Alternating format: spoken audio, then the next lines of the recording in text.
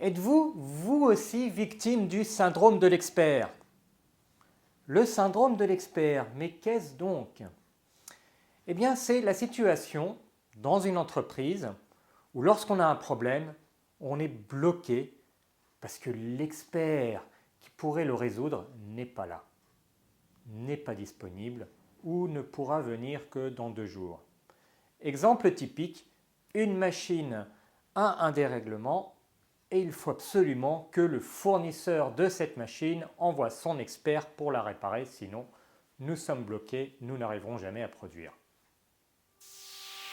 Vous voulez des équipes fières et autonomes, des marges sécurisées, l'amélioration continue enclenchée?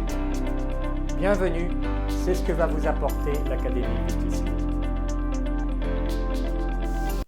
Alors ce syndrome de l'expert, il est beaucoup plus fréquent que ce qu'on imagine et il se présente de différentes manières. Donc là, nous avons pris un exemple évident, mais c'est un exemple que j'ai rencontré récemment. Une machine qui est déréglée, qui ne fait pas le trou exactement au bon endroit. Et là, on essaie rapidement de résoudre le problème. On se pose 5 pourquoi, mais sans aller forcément beaucoup plus loin. Et on se dit, il n'y a pas d'autre solution, il faut appeler l'expert.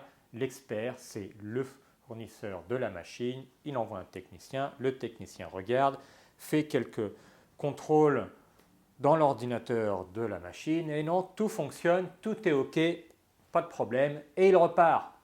Le résultat, c'est que sur place, on se retrouve bloqué. On a beau faire appel à l'expert. L'expert dit que tout fonctionne. On essaye, ça ne fonctionne pas.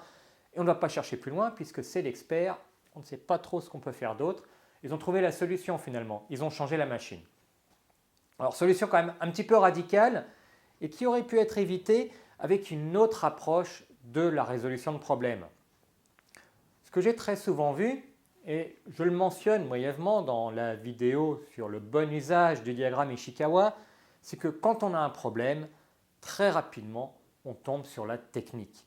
Le problème, c'est qu'on tombe sur de la technique qui devient très fine et qui demande de faire appel à un expert. Et ce n'est pas limité à l'industrie. Dans les bureaux, on va très vite avoir des problèmes qui sont liés au logiciel. Et donc, il faut faire appel aux services informatiques pour aller débloquer tout ça, voire aux fournisseurs, à la hotline du logiciel. Et on est très vite bloqué. Alors, comment pourrait-on faire pour éviter cela? Alors, la situation, c'est qu'il est difficile de l'éviter après coup. Sortir du syndrome de l'expert, ça demande des mesures préventives. Et la mesure préventive, c'est de commencer à développer cette culture de la résolution de problèmes au sein de l'entreprise et à tous les niveaux. Et développer cette culture, ça va commencer au plus haut niveau. Ça commence avec vous, les dirigeants. Et oui, parce que le syndrome de l'expert, il est favorisé par le fait que bien souvent, on a tendance à vouloir ignorer les capacités de résolution de problèmes des gens de la base, les opérateurs, les employés. On a tendance à les dénigrer. Ils sont là pour exécuter une tâche, pas pour améliorer les choses. Quelle erreur! Quelle erreur, parce qu'en effet, qui passe l'essentiel de la journée au contact de ce qui va pouvoir causer des problèmes? Est-ce l'encadrement? Est-ce la direction? Est-ce même l'expert?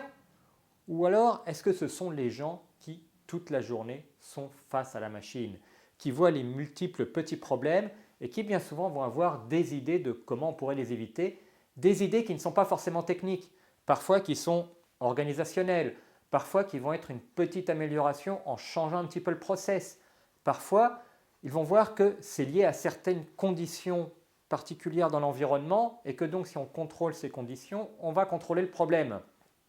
Mais pour développer ça, eh bien oui, ça va partir du haut. Il faut déjà qu'on apprenne à faire confiance à l'intelligence tant individuelle que collective de nos troupes sur le terrain, de nos opérateurs, de nos employés, mais il faut aussi mettre en place un système qui favorise la résolution des petits problèmes régulièrement, ce qui nous donnera une culture de la résolution de problèmes que nous pourrons utiliser ensuite quand nous aurons un gros problème.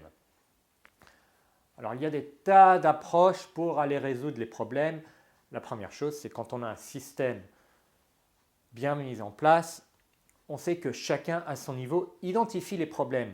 devient un repéreur de problèmes, un identificateur de problèmes. C'est la première chose, c'est la première étape.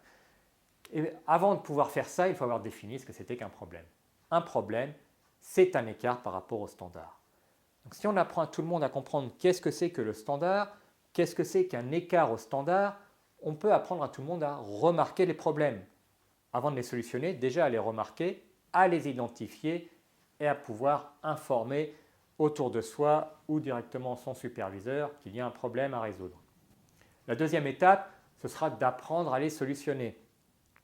Parce que ce n'est pas du travail en plus, c'est au contraire mettre du travail en moins que d'apprendre aux personnes sur le terrain à solutionner les petits problèmes. Parce que qu'est-ce qui va se passer s'il y a un problème qui bloque tout? Ça va être moins de productivité, ça va être moins de possibilités de finir le travail, ça va être de devoir attendre pour rien que d'autres personnes soient disponibles pour résoudre le problème. On retrouve là le syndrome de l'expert en interne. J'ai un problème, je ne peux pas le résoudre. Eh bien là, l'expert, ce sera peut-être mon superviseur ou alors ça va être la maintenance et je ne peux rien faire. Évidemment, il faut définir quel est le niveau des problèmes qu'on peut résoudre. Et il faut que ce soit fait avec un système qui permette de valoriser tout le monde. Alors au sein de l'académie, les TISLIN, c'est ce système que nous avons formalisé.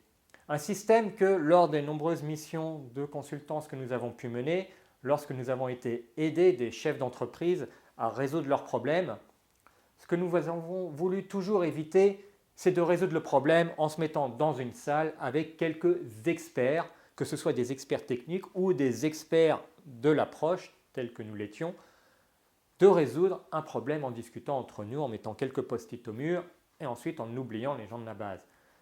Ce qu'on en a fait, c'est que dans certains cas, il fallait retirer le problème du terrain pour pouvoir bien l'étudier, mais dans la plupart des cas, il faut le résoudre sur le terrain avec les gens sur le terrain. On peut mettre en place des systèmes très simples. Nous vous présentons un de ces systèmes sur notre site qui vous permet de voir à peu près comment cela fonctionne et comment il pourrait être mis en place. C'est aussi dans cette optique que nous avons développé la formation en ligne, mettre en place les cures qui résolvent pour de bon les problèmes, dans lesquels nous expliquons depuis le départ jusqu'à un système avancé comment nous pouvons mettre en place étape par étape ce système qui va aider tout le monde à développer cette culture de la résolution de problèmes. Le point important, c'est qu'il faut évacuer l'expert de tout ce système de résolution de problèmes. L'expert va être là quand vraiment nous allons avoir un problème très très pointu dont nous aurons identifié la cause qui est une cause technique. Et là, il faudra un expert. Mais la plupart du temps, la cause technique n'est pas forcément présente ou alors c'est juste une des nombreuses causes possibles pour un problème. Il y a des causes qui sont environnementales, il y a des causes qui viennent d'un problème de qualité de matière, de qualité d'information, d'organisation, de process ou même simplement de niveau de formation des personnes sur le terrain. Parfois, le problème n'est pas le logiciel. Parfois, le problème est simplement, a-t-on bien formé les personnes à utiliser la nouvelle version du logiciel?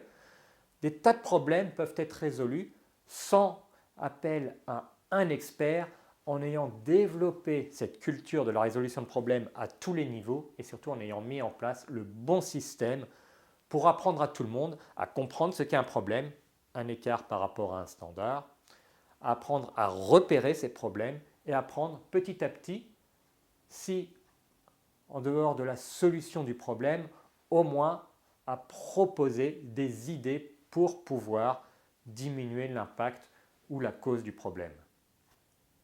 La malédiction de l'expert, le syndrome de l'expert, voilà quelque chose qui touche beaucoup d'entreprises, que l'on soit dans l'industrie ou dans les services, et qui malheureusement fait qu'on n'utilise pas l'intelligence collective de l'entreprise pour aller résoudre les problèmes, et on se repose toujours sur un expert qui va coûter beaucoup plus cher, qui n'aura pas forcément les bonnes solutions et qui n'est pas nécessairement disponible au moment où on en a besoin.